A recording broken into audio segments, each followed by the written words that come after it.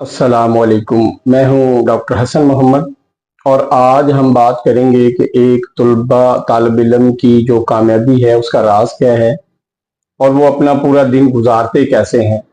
जब हमें नज़र आता है कि उसी क्लास में पढ़ने वाला एक बच्चा बमुश्किल पास हुआ है और एक ने पूरे ज़िले में या पूरे सूबे में या पूरे मुल्क में टॉप कर लिया है, तो हम बड़े हैरान होते हैं। लेकिन ये एक दिन का काम नहीं है।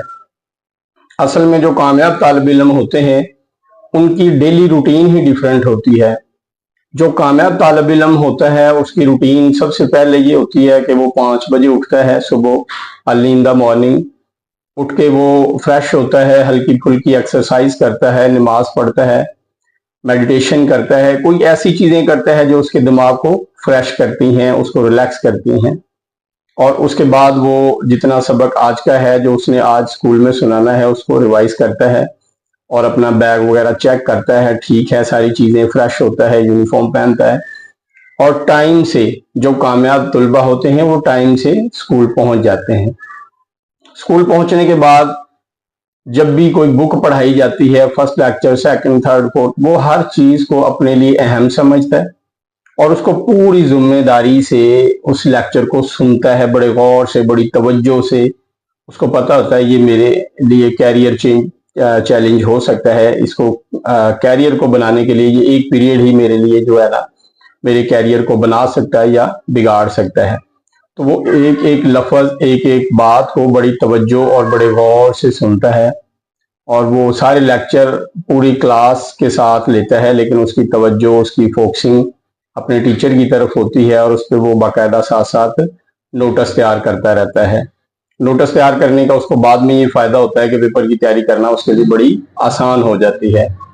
उसके बाद जब वो घर जाता है तो चाह के खाना खाता है, हल्की रेस्ट करता है।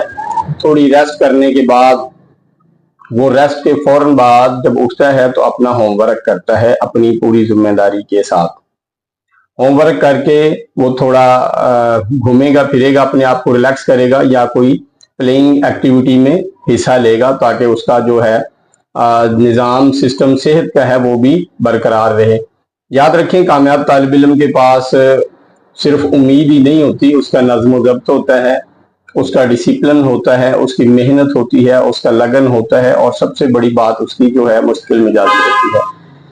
अच्छा, इस रूटीन में वो अपना होमवर्क करता है और जो काम उसको स्कूल से मिला था उसको रीचेक करता है, याद करता है और उसको याद करने के बाद वो अपना रिलैक्स होके जल्दी सो जाता है ताकि वो सुबह टाइमली उठ सके। याद रहे, कामयाबी मिनटों सेकंडों का खेल नहीं है, वो एक दिन का खेल भी नहीं है, बल्कि एक अच्छी आदत बनाने का खेल है और उस आदत पे डटे रहने का खेल है और उस पर अमल करने का खेल है।